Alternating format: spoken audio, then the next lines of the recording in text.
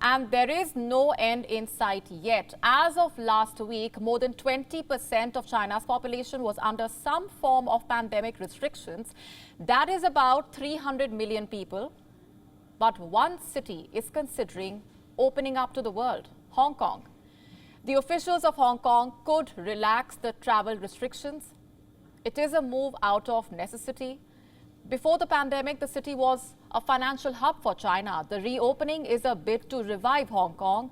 But will the world see Hong Kong in the same light? Here's a detailed report.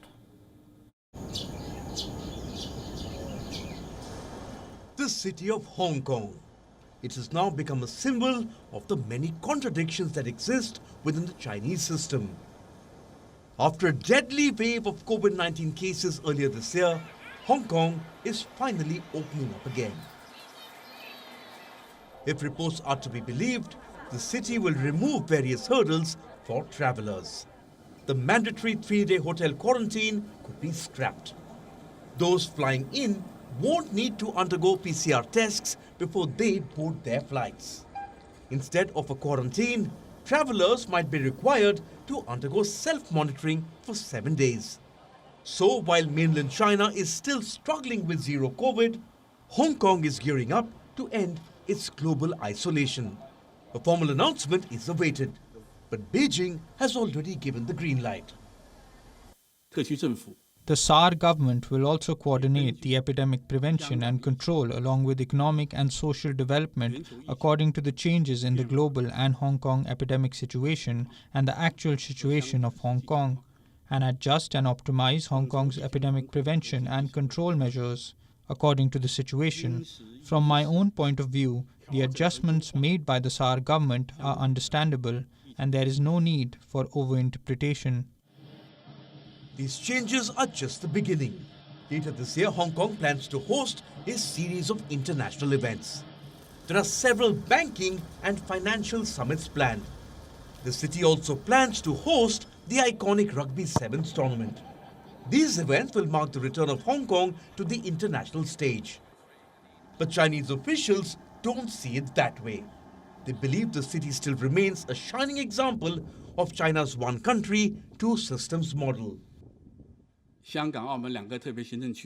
The Hong Kong SAR and Macau SAR have overcome various challenges and made steady progress.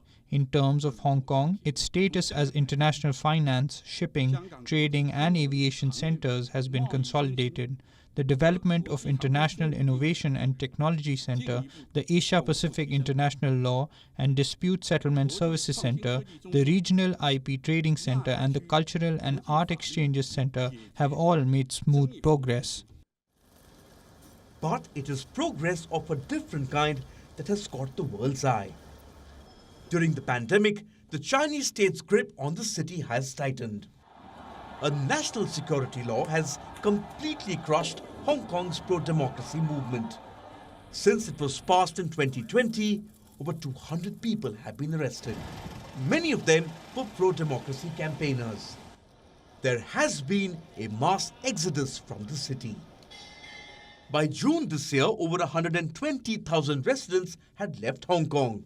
This was a record population drop. The national security law has had a chilling effect on Hong Kong. Pandemic only helped Beijing strengthen its control over the city. Just like the mainland, Hong Kong too implemented zero COVID policies. Initially, authorities were able to fend off the virus.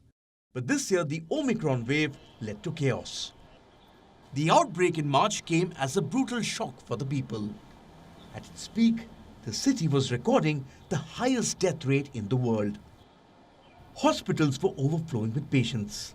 The situation was so bad that hospitals were treating patients outside their entrances. With its reopening, the authorities in Hong Kong would like to shake off the past. But when travelers do return to the city, they will face a new reality. A new and a different Hong Kong.